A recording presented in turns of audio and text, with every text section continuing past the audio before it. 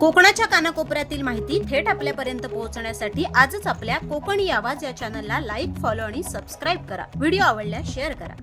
होळी सणानिमित्त कुडाळ तालुक्यातील नेरूर गावात सायचे टेंब येथे मांड उत्सव प्रचंड गर्दीत साजरा करण्यात आला.